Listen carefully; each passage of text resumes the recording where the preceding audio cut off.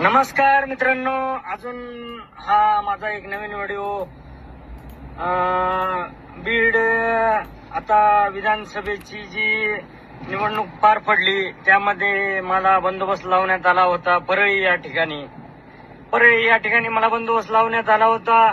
आणि त्या दिवशी रात्री होती ज्या ठिकाणी पेट्या येणार होत्या त्या ठिकाणी मग मला अचानक बदललं मित्रांनो रात्रीतून. कारण त्यांना समजलं की हे जे आहेत कासले साहेब ते ट्रॅफिकला होते आणि हे वाल्मिक कराड आणि धनंजय मुंडेच्या यांनी काही गाड्या पकडून कारवाई तर करूच दिली नाही आमच्या पीआयने, पण गाड्या पकडत होतो मी आणि त्यांना अडवत होतो. तर त्यांच्या लक्षात आलं की हे हाच तो कासले, याला या ठिकाणी ठेवलं नाही पाहिजे. ज्या ठिकाणी पेट्या येणार होते त्या ठिकाणाहून मला मित्रांनो बदललं आणि मला सांगितलं की तुम्हाला ड्युटी नाहीये. मी म्हणलं का सर, बंदोबस्त तर फार कमी आहे, लोक तर आपण गुजरात इकडून तिकडून बोलवलेत.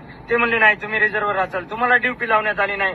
मी सगळ्यांना विचारपूस केली का नाही मला ड्युटी लावली. मला वेगळं वाटायला लागलं, सगळ्यांमध्ये सगळेजण ड्युटी करायला लागले, मला वेगळं. मग दुपारचे 12 वाजले मित्रांनो आणि मग 12 वाजताना एक माझे मित्र आले आणि त्यांनी मला गाडीत म्हणले चला आपण जाऊ जेवायला वगैरे. त्याच्या आधी एक गोष्ट घडली मित्रांनो. त्याच दिवशी माझ्या अकाउंटवरती 10 लाख रुपये आले. संत बाळूमामा कन्स्ट्रक्शन या अकाउंटहून माझं जे अकाउंट आहे पगाराचं account, Ranjit Gangadhar Kasle Axis bank, मी नंबर बी देतो, त्या अकाउंटवर त्याच दिवशी 10 लाख रुपये आले.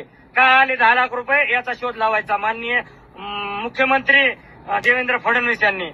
का आले 10 लाख रुपये माझे त्याच दिवशी, आणि मला एवढा बंदोबस्त कमी असताना का ड्युटी नाही लावली. आणि त्या दिवशीचं मला लोकेशन यांनी माझं लोकेशन काढायचं, मला करमाळापर्यंत यांनी घेऊन गेले, मला बार्शीपर्यंत. त्या ठिकाणी मी या 4 लोकांच्या पाया पडलो की मला सोडून द्या. त्यावेळेस मग माझ्या जवळच्या एका मित्राला फोन केला आणि मी त्या ठिकाणी म्हणलं अरे बाबा मला वाचव. आणि मग तो त्याच्या घरी घेऊन गेला. आणि ह्याचा पण शोध लागला पाहिजे मित्रांनो. ही बीड जिल्हा नुसता दहशत करणारा जिल्हा आहे मित्रांनो.